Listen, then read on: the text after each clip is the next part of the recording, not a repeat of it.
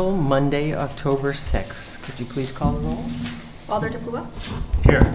Alder Kugel will be here shortly. Alder Bernstein is excused. Alder Rademacher. Here. Alder Holmquist. Here. Alder Wood. Here. Mayor Moore. Here. Please rise for the Pledge of Allegiance. Pledge allegiance to the flag of the United States of America and to the republic for which it stands, one nation, under God, indivisible, with liberty and justice for all.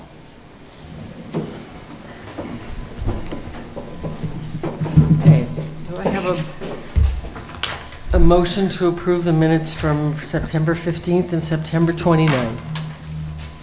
So moved. Second. No, I have a second. Any corrections, changes, or additions to the minutes? Seeing none. All those in favor say aye. Aye. Aye.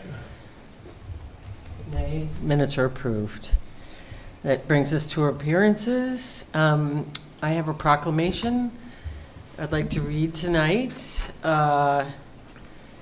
Recognizing Pedestrian Safety Month and White Cane Safety Day.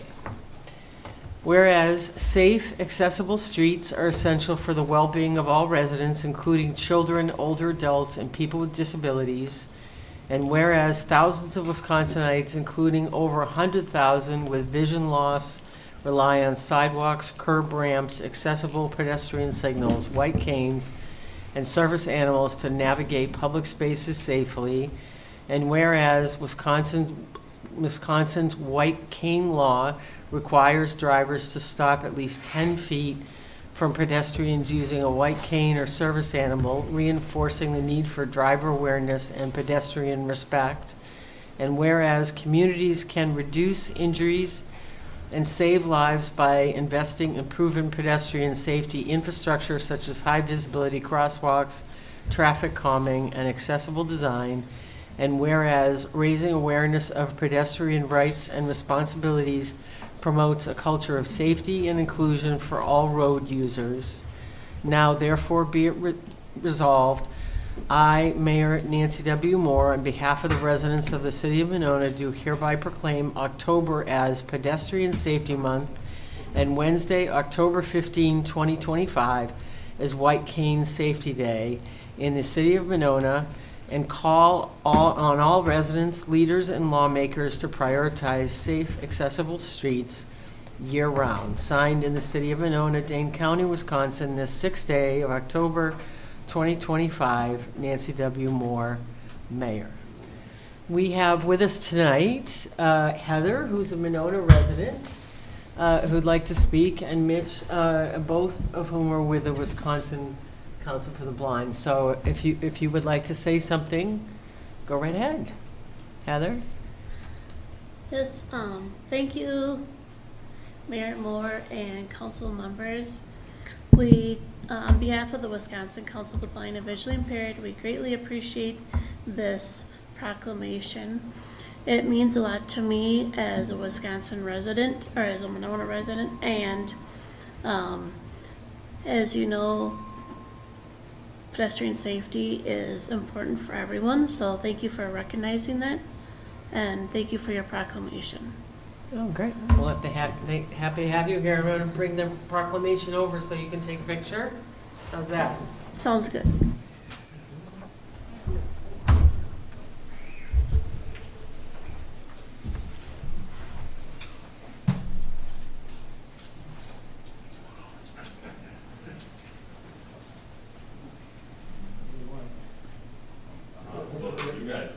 Come on over, yeah. All three of you.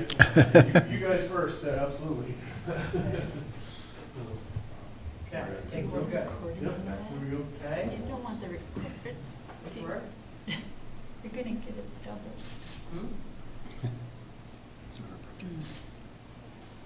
What's that?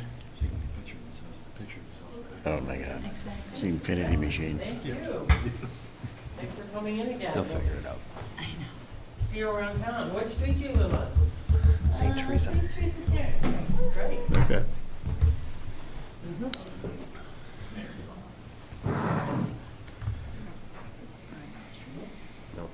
Oh. Not around here. I don't know.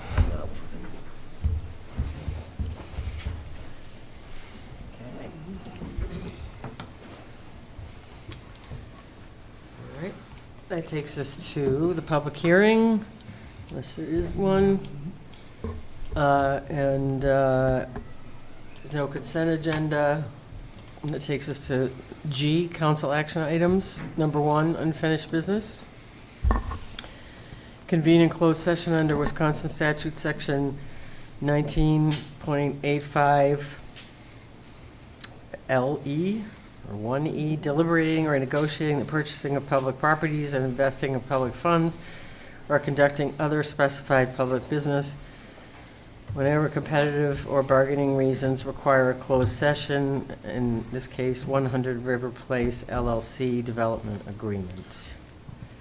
Do I have- Mayor, if I could, just want to let everybody know, this has been obviously put on, staff has received no other feedback from Alders. Closed session item was put on as courtesy in case anyone wanted to go into closed session, but that is certainly the discretion of this body to do so. Has the agreement changed from the September 15th document that we had? It has not. Those. Okay. Is there any, if there's any reason, or anybody who would like to go into closed session then? Is that a no? Okay. Then we will skip the closed session and move to number 1B, reconvening in open session, which we already are here, and move to C, consideration of resolution 25-9, 2829, approving the development agreement between the city of Monona, Monona Community Development Authority, and 100 River Place LLC, put forth by the Community Development Authority. Yeah, Doug, come on down.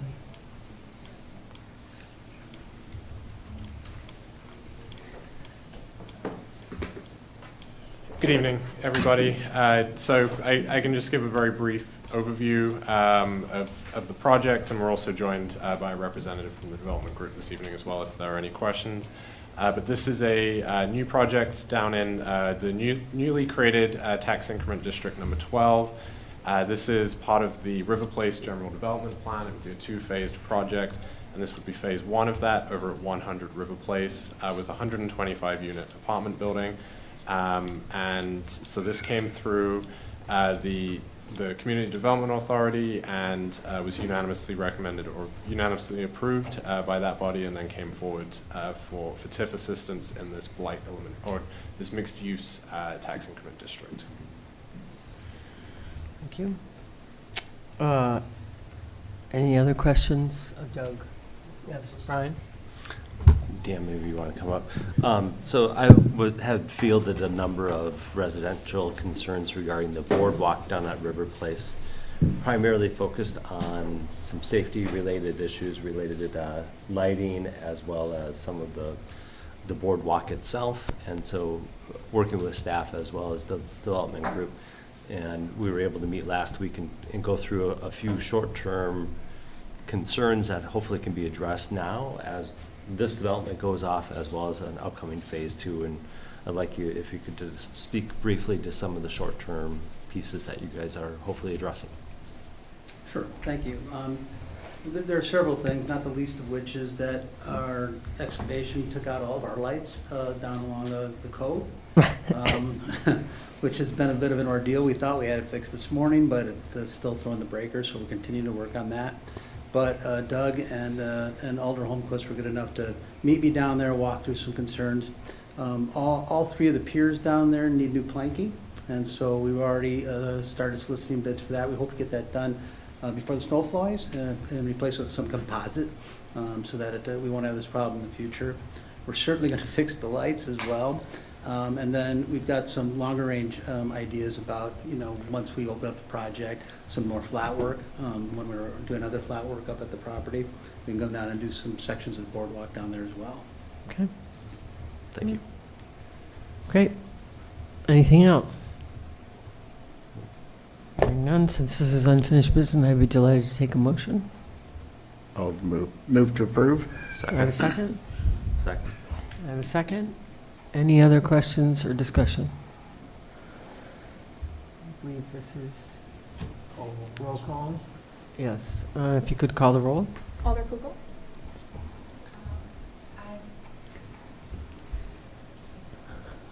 Yes. Aye. Sorry. Alder Rademacher? Aye. Alder Holmquist? Aye. Alder Wood? Aye. Alder DePuy. Motion carries. Thank you very much. Thank you. Thank you. Takes us to item number GD, which is consideration of ordinance 9-25-795, amending section 18-8 of the Code of Ordinances regarding Landmarks Commission membership, put forward by Mayor Moore. I can take care of it if you would like, Mayor. This was, again, just a reduction in the commission size from 6 members to 4 members. This is the primary behind this, to help with quorum. So I know the commission has been struggling to identify members and has been making it difficult for them to meet to conduct business. So we're asking for consideration to reduce that down to 4 members, so it's easier to make, follow up and make a quorum. I don't know if Alder Wood has any comments on that. Nope, not, Okay. I think I addressed it at the last meeting, so. Yeah, any other questions, comments about this? Seeing none, do I have a motion? Move to approve? Second. All those, this is an ordinance change, so it also is a roll call. Alder Rademacher? Aye. Alder Holmquist? Aye. Alder Wood? Aye. Alder DePuy? Alder Kugel? The motion carries. It takes us to item number G1E, consideration of resolution 25-9-2832, approving the expansion of the Monona Tree Program put forth by the Sustainability Committee.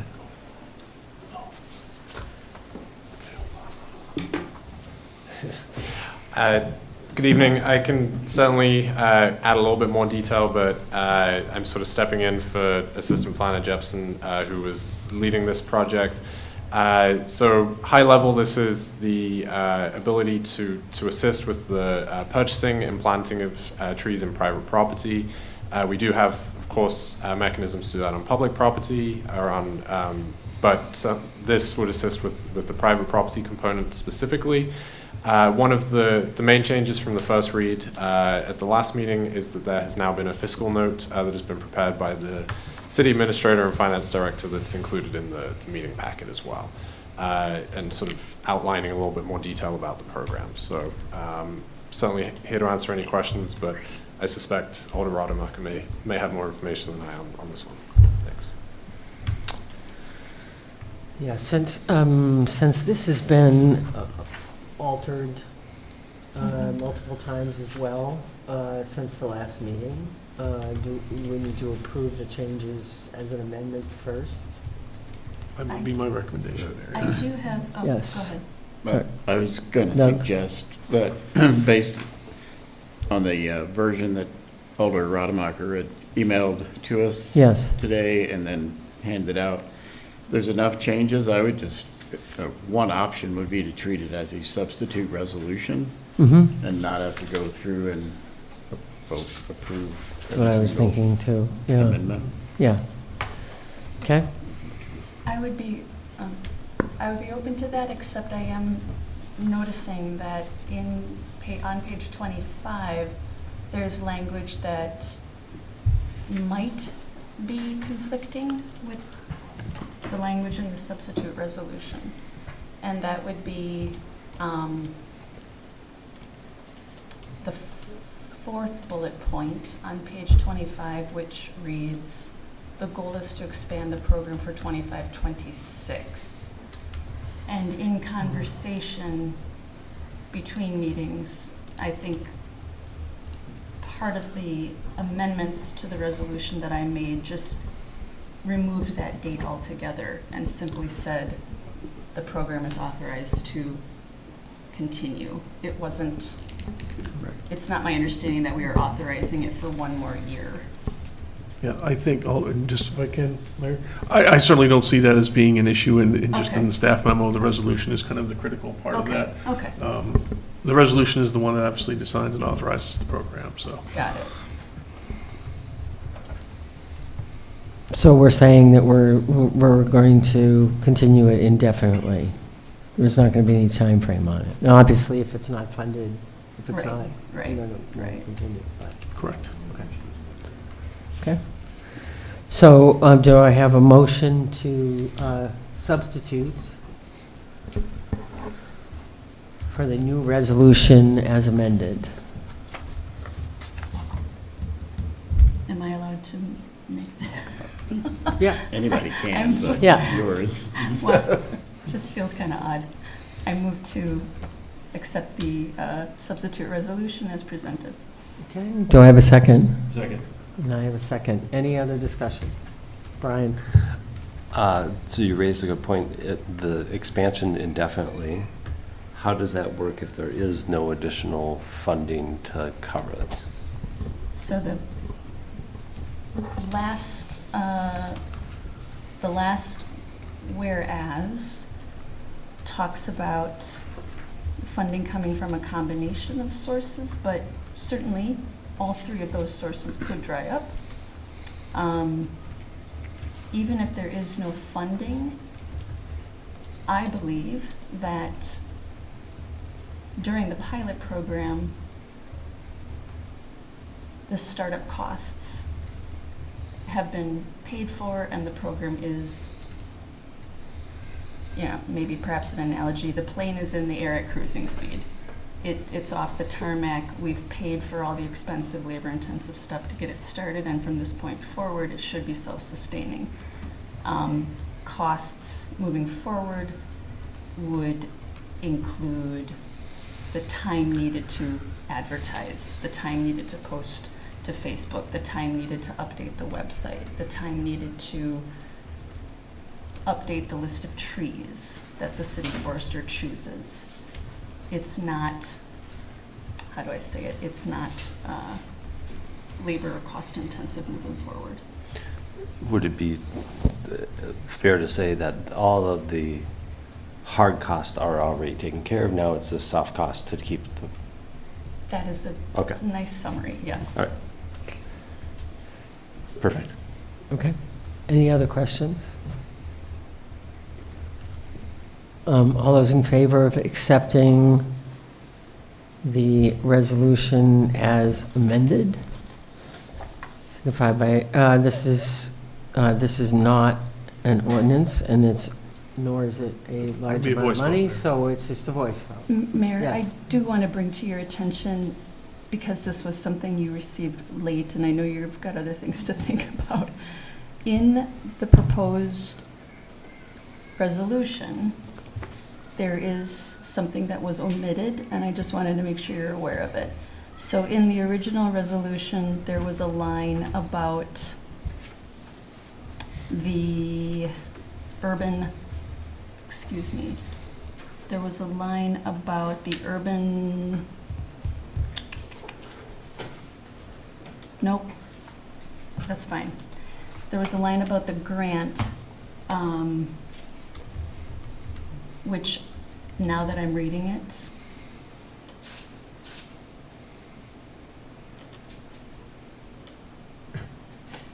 it could stay, if it doesn't really matter. I misread it, to be honest with you. I thought it was the urban forestry, what's the program that we have? Fund, the urban forestry fund, Right. which is different than the urban forestry grant. And the urban forestry fund is very separate and different from the Monona Tree program. Correct. So this was my mistake. Okay. The resolution as proposed can stay. It doesn't Okay. really matter. All those in favor say aye. Aye. Opposed? Abstentions? Motion carries. Takes us to new business. Thanks, Doug. Thank you, Doug. Thank As indicated in the email prior to this meeting, we're removing 2A. We're not going to be discussing the capital budget tonight. Capital borrowing tonight, it will be on the agenda for October 20th and for a vote on November 3rd. So that takes us to 2B, consideration of ordinance 10-25-796, requiring a four-way stop-controlled intersection at Panther Trail and Midmore Road, put forth by the Public Works Committee, and I do believe Director Stefani is Yep, he's On the available, as screen. is Chief Cheney, both online, Mayor. terrific. Welcome. Hello. Good evening. Feel free to share whatever you'd like, Dan, and same is true, Chief Cheney. Okay. Thank you, Mayor. On October 1st, the Public Works Committee did discuss this and took action to recommend approval to City Council for the approval of the four-way stop sign at Panther Trail and Midmore. There's an offset intersection here, and actually from both views on Panther and Midmore, seeing oncoming traffic is quite difficult because it is offset. This came to the Public Works Committee at the request of a neighborhood citizen asking us to look at it, and that's how this type of process starts. I presented it to Alder Holmquist for inclusion into our agenda, and he agreed, and we discussed it. Chief Cheney, who is on Zoom tonight with you, does offer his full support of the stop sign, and Fire Chief McMullen also is offering the fire department's support for the four-way stop. The sign, the intersection would be signed according to MUTCD standards and according to Wisconsin State Statutes 346.46. Be more than happy to answer any questions you might have. Okay, thank you, Dan. Anybody have any questions for Dan on this? No. Seeing none? Okay, this is first read, so obviously, feel free to reach out to Dan or to Chief Cheney or Chief McMullen between now and the next meeting. Okay? Takes us to item 2C, consideration of ordinance 10-25-797, establishing no parking areas on West Broadway Service Road, also brought forth by the Public Works Committee. Dan? Thank you, Mayor. The Public Works Committee discussed this one also on October 1st and recommends approval to City Council. This one is also supported by Chief Cheney and the Monona Police Department. This is new development on the South Bridge Road area. We have, through the developers agreement, on-street parking already approved to the west of the South Bridge Road entrance, to the West Broadway Service Road.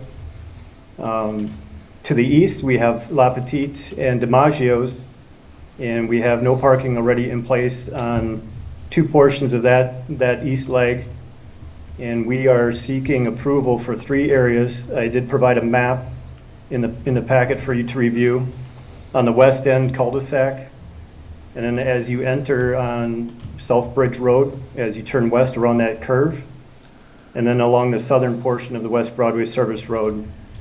I did send a letter to La Petite and DiMaggio's to let them know this was being discussed at the Public Works Committee and City Council, and I have not received any concerns from either one. Like I said, staff from PD definitely supports this one, and we are bringing it to you for approval. Any questions? Any questions? Can I offer some additional input? You bet. Welcome. Thank you. If you're out there today, hopefully they're still up. You'll see some of our temporarily no park signs posted under my authority and under ordinance, based on the safety concerns that we've identified early on. As a matter of fact, from La Petite and the school bus drivers. There is school bus pickup and drop off at La Petite, but moreover, I had some concerns about vehicles parking in these areas with any large vehicle, be it loading, unloading, trying to make any maneuvers without hitting a car. And so my authority is going to run out here in a couple weeks. That can be extended, of course, from the mayor, but I think we ought to do this the right way, and that's why I approached Director Stefani and asked Public Works to look at it, because I don't see this as an issue going away. particularly with the new project and the additional traffic that'll be coming from that. Okay, thank you, Chief. Any questions for the chief or for Dan? Okay, again, coming back on the 20th, thanks very much. Thank you. Next up is 2D, consideration of Resolution 2510-2834, approving an agreement with Vanderwall and Associates for comprehensive planning and corridor planning services put forth by the city administrator and Mary Doug. Certainly we'll defer to Director Plowman on most of this, but again, this is regarding the contract that was, we requested authorization to proceed with negotiating a contract. That draft preliminary contract is what is included in your packet right now. I will defer to Director Plowman and certainly representative from Vanderwall for comments and questions. Thank you very much. So I can give just a brief overview of how we got here as well, I think if that would be helpful for council. So this contract tonight would be for comprehensive plan services as well as corridor planning. So the comprehensive plan was most recently completed in 2016. State statutes require that be updated every 10 years. So we're coming up on the update for that.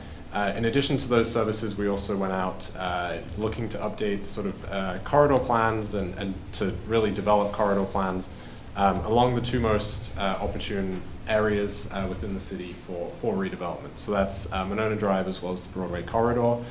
We do have a Broadway corridor plan from 1989 that general acceptance from the Plan Commission should be shelved, but I think knowing that there's another document forthcoming would give them, more reason to sort of move on from that document as well. So looking to do both of those things. We did earlier this year put out an RFP, I think that was around June of 2025, and received 12 responses for this, for the planning services, and narrowed that down to 5 finalists, conducted interviews, and Vanderwall and Associates were the recommendation of the group from those interviews. As the city administrator mentioned, September 2nd, City Council authorized staff to begin negotiations with Vanderwall regarding the project scope and services. So we did meet with representatives and sort of looked at this and learned a little more about some of the opportunities for the project and maybe where some changes could be made. I think one of the main things to point out here is just the level of efficiencies that are coming from doing these two items at the same time. So everything from the meetings through to the survey documents, and ultimately a lot of the engagement there's overlap, and you'll see that in the materials included within the packet as well. But it certainly recognize the large sum of money involved here, but also I would say for all of these efforts, it is a pretty lean scope as well, just with what was put forward. In discussions with the consultant, the biggest opportunities here and sort of areas to consider really came from the community engagement. So that is certainly a large cost area, but also, of course, the main way that the public is involved with the planning process here. And so part of that, a couple items are recommended as part of this that would be additional over the original scope, which would be another public open house session, as well as the outward-facing website as well. So both of these would give opportunities for input, for further community engagement for the plan, and ultimately would get us, staff's belief that it would get us to a better place in anticipation of the adoption of the plan. Additionally, we were able to work with the consultant to look at what I'm calling kind of take-home kits, which is a community engagement opportunity that we can work with stakeholders in the community to assist with some of this information gathering. This was added at no extra cost to the project and is something that staff would be looking to sort of assist with gathering and maybe processing some of the data. But it'll allow for people to sort of give input to the process outside of the more traditional avenues as well. So we were certainly mindful of the cost while we were looking at this, but all of these suggested changes kind of come from that focus on community engagement as well. So with that, the scope was sort of presented, and you can see that Recommendation right now is that this sort of be in conjunction with our traditional professional services contract. And certainly based on tonight's discussion, we'll have that finalized and sort of fleshed out in anticipation of that second read as well. With all that said, I am joined by Ben this evening from Vanderwall and Associates, who would be the project lead for this, for the comprehensive plan, and certainly happy to defer to you or for any questions the council may have. Great, thank you, Doug. Any questions? Yes, Yeah, Doug? one really simple one. When we refer to the Broadway and Monona Drive corridors, are we talking about the entire length of both of those? That's the intention, yes. Other questions? You want me to explain the funding situation? Sure. Just as a reminder, this was originally discussed as part of when the city had reviewed what we were going to do with some of our ARPA funding. There were two projects that were set aside. One was related to the comprehensive plan. One was dedicated towards more of a housing plan discussion. Those two items, as we were not ready to proceed with that and the deadlines for ARPA were coming up, Director Howdecker converted that essentially into the lost revenue category for accounting purposes and moved those funds into our fund balance. So originally the funding source is still ARPA funding, even though it has been basically moved into our fund balance. The scope as presented, including the two amendments, is essentially within the budget. That was about $110,000 that was set aside of ARPA funds originally for those two projects. This essentially, this as the scope as presented with those two amendments would fall within that initial allocation of funding.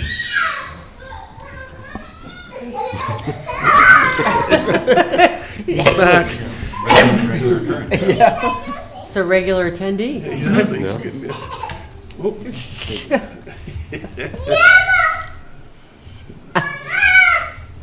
going back. He's waiting for Dad to come chase him here. There you go. Uh-oh. Uh-oh. Yeah. Do you need some help? Got some performance art.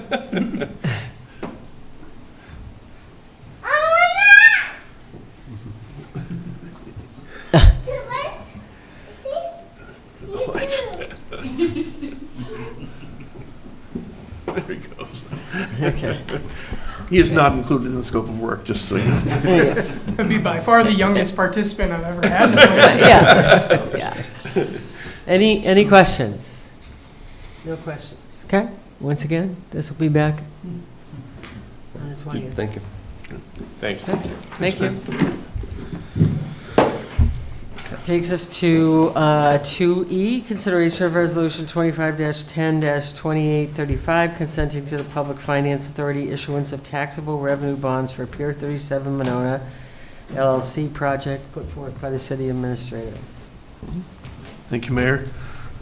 This is a request authorizing the Public Finance Authority to issue taxable revenue bonds to help finance the acquisition of the Pier 37 property by a private developer.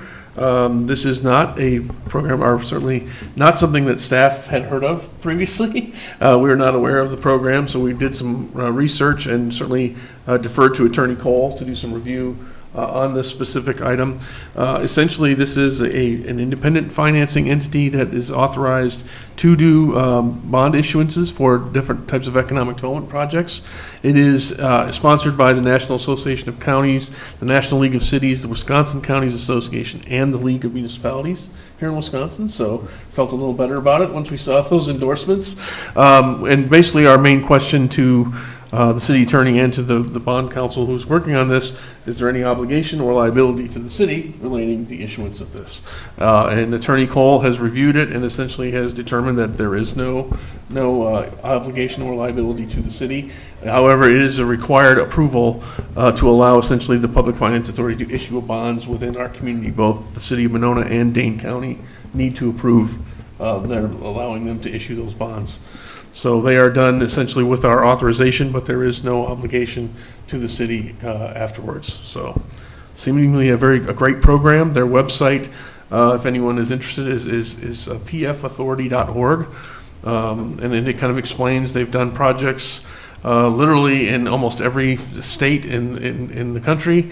It was really kind of a unique funding opportunity to assist in economic development projects that essentially seems like an absolute kind of a no-brainer in this case in terms of providing a more affordable financing tool for the developer without actually generating any obligations for the city. So with that, we'll try to answer any questions that I can. Any questions about this at this point? Okay, again. I have one. Yeah, Doug. Well, first, just a note that when it says the Public Finance Authority, that's actually the name of this Correct. commission, because it's such a generic kind of name. Do you have any idea of what type of projects they might be doing? Because when I look at the list of things that they can offer. Our understanding is that this is primarily for acquisition purposes, is what we think it is. We're not aware of any specific improvements or anything being proposed in the property at this time. Our understanding is that this is simply to assist with the acquisition. We were kind of inquired about the purpose being consistent with the guidelines of the program. The attorney has stated that this is something that they have done for multiple shopping centers in Wisconsin and in other states. So it's obviously an eligible use, but it is essentially, I think in my limited finance, it is a type of industrial revenue bond, essentially based on largely on the same type of bond issuance. Structurally, it should be the same as that one, so. Okay. Okay, It's any a other new one. questions? Yeah, Yeah. Teresa? Yeah, Neil, you said that you did a little research into this, and did you find any other communities that have worked with the Public Financing Authority, people in our area of the state? And generally, our understanding is that there's been a couple of these done in the Milwaukee market. Okay. Is primarily where we were understanding. We did not get a full detailed list of where they've been done. But certainly it was, again, our primary concern was any library exposure to the city. Yes, this certainly kind of seems like one of those situations that I think there are some more nuances to the program in terms of being more of a redevelopment area, tidings to blight, elimination, those types of things. I think there are probably the devil's in the details in terms of how these areas qualify for that. So I think that this is most likely, I was certainly surprised to hear shopping centers be something that was an eligible use. Mostly industrial revenue bonds are generally targeted towards manufacturing, other sorts of uses, generally tied to job creation, those types of things.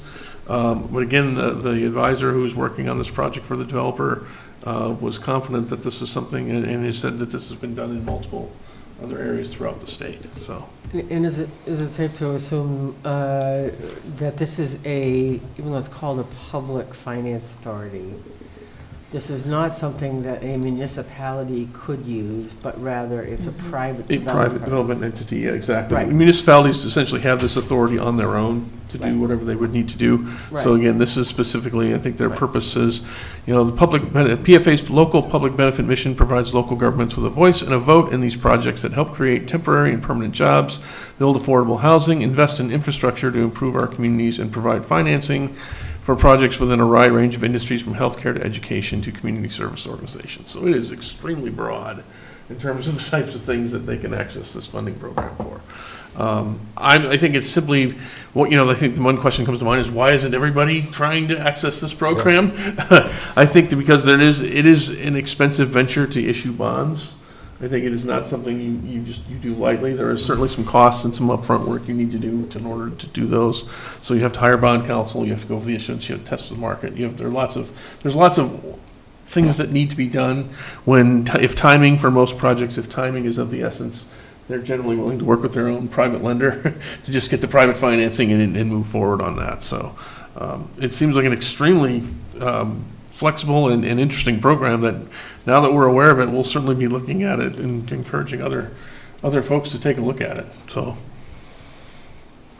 And is it accurate to say the city is involved only because we are the ones that, we are required to issue, No, What they are issuing a bond in our jurisdiction, essentially. and that's the only reason. So that's why they are we sign required, off. I think by Okay. state statute, to essentially get Okay. authorization from the Got it. city and the county to allow them to proceed under Got it. this project.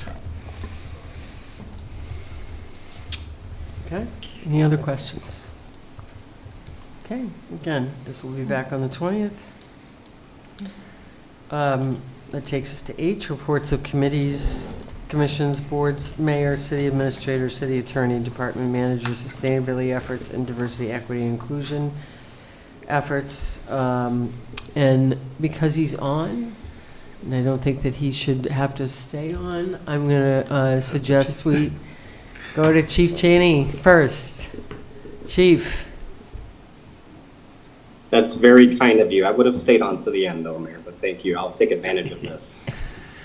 I'll just say a couple things. First of all, thank you. So the Monona Police Department and the officers involved in the tragic events at Abundant Life were invited to an event, sort of a coming together event hosted by the Madison Police and Fire Departments in conjunction with the Abundant Life community that was held at EPIC headquarters last week. And so it was a great opportunity to just give recognition to the bravery, both of the kids and the faculty, the survivors, remember those who were lost, but also recognize the first responders who went into the building and attended thereafter with reunification, et cetera. So just a reminder, 5 of your officers were one of the very first on scene at the Abundant Life Christian School shooting. And so it was very touching, and I think very good for them to reconnect with a lot of those folks that they saw we're going on a year now in December. So very touching moment, and it was very, very great to be a part of that and to watch that encounter.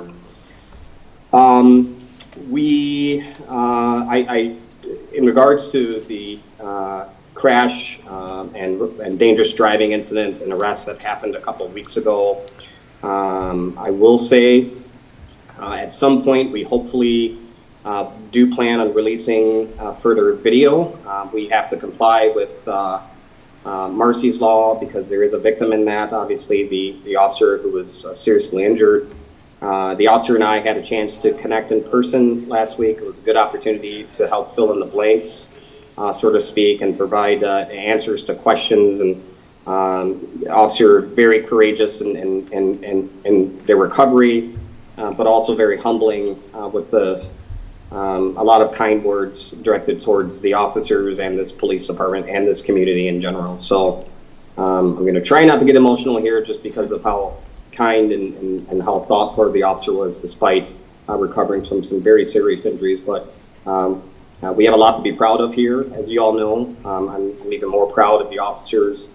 And I'll just offer this clarification that I provided to all the media when sending out the release and conducting one-on-one interviews, that we were responding to dangerous and deadly driving behavior that happened before we even got on scene at the BP.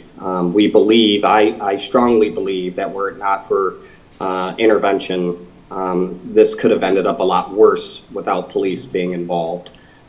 We have video that shows we alerted individuals because of the lights and sirens to the dangerous driving that was exhibited by this individual, to include the behavior exhibited by the alleged individual, the accused individual, when they took off from the gas station when we had no lights and sirens on, and how they drove. So based on the 911 call and the description provided there, based on our own driving observations, I have no doubt that this was a case in which your police department and your officers really needed to intervene, and they did just that. And unfortunately, the individual chose to go head on with allegedly, I should say, because he's still accused, to go head on with an unmarked police vehicle that in our video will show did have its lights activated. So And I just want to say thank you. Thank you for all the support to our colleague. It's pretty amazing to see the community come together. And we'll continue to provide whatever support we can on our end while continuing to do the job that you all expect us to do. So that's it. I can't really answer any questions, but if you put this on the agenda in the future, happy to do so. I do plan on putting a recommendation or ask that the mayor put in terms of putting on the agenda recommendation coming out of the Public Safety Committee, something that was discussed prior to this incident in adding the grappler device as a intervention tool for your police department. And we can talk about that when it comes on the agenda, but if you have any independent questions of me regarding that, please feel free to reach out. And thank you, Mayor, and thank you, Council. Thank you. I'm going to start, down at this end. Teresa? For committee reports? Yeah. I have none. We haven't met, the committees haven't met since the last time this body met. So I'll just have a comment that tonight we approved the continuation of the Monona Tree Program. If a resident is interested in ordering a tree through this program, the deadline is October 15th. Thank you. Brian? Public Works met last week, which you heard a lot about tonight. Plan Commission meets next Monday. Of note, there is an item on there about looking at some consideration regarding how solar is implemented within ordinances. And so this is some initial work coming out of previous work done by the Sustainability Committee. That's on Monday. Tune in. Thank you. Doug? Well, no committee report because none of my committees met for one reason or another. I was just going to, however, encourage everyone. I think we all got this letter from Accurate Appraisal requesting to view your property, which you don't have to allow, but I made an appointment online today, and it's actually for tomorrow, so there's not a big backlog. I think the whole point of this is to, so that we have a more accurate database to do the assessments, which hopefully would lead to them being fairer for everybody. And it takes 15 minutes. Okay. Can I just offer a point of clarification? It's Yeah. a third of the city that we authorized our contract for, but only a Okay. third of the city got those All right. letters. And it'll be a different third next year and the last That is third. correct. Correct. Yeah, Thanks. right. So not everyone got it, and it was random, pretty much random the third, if it went, got them, right? I did not have a discussion with Accurate on how they split up the city, so Right. I can't, not sure how they. Right, right. I would say that makes it pretty random. Patrick? No reports. Parks meets on Wednesday. Okay. And Rachel? Same report as Patrick. Okay. Aline? Doug stole mine. Huh? Just that Accurate had sent Oh. out Okay. assessment letters, so that was mine. Neil? I have no additional report, Mayor. I just have two very quick things to mention, and that is, as some of you already know, this last week, the 29th, was the week without driving. And Alder Wood and I jumped on the 38 bus here in Monona and went down to Madison Metro, where we met up with other elected officials and advocates, and hopped on the BRT. So it was the first time, it was not the first time I was on the 38, but it was definitely the first time I was on the BRT.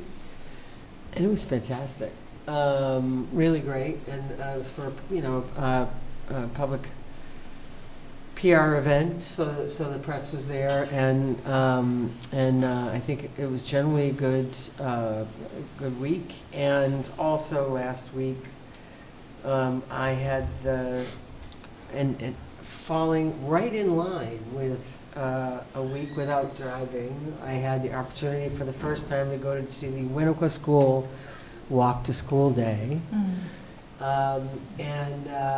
Having never experienced that event, if you haven't experienced it, I highly recommend it. It's put on by the PTO, of course, and it was a, beautiful day, and it included certainly our own police department and our fire department with their fire truck, and the UW Spirit Band that was in high spirits especially for 7 a.m. in the morning. And the star of the show, of course, was Hootie. As soon as he came walking out the door, the entire school swarmed him to give him a hug. So it was just really great, and it was just one of those things that makes me appreciate, as we all do, what a community we have. Probably as many dogs as there were young kids, and certainly as many bikes too. It was a great day for it. So that's really all I have. With that, there are no appointments tonight, so with that, I would be happy to take a motion to adjourn. So moved. Second. All those in favor say aye. Aye. We are adjourned. Thanks, chief. Good night, everyone. Okay. Yeah.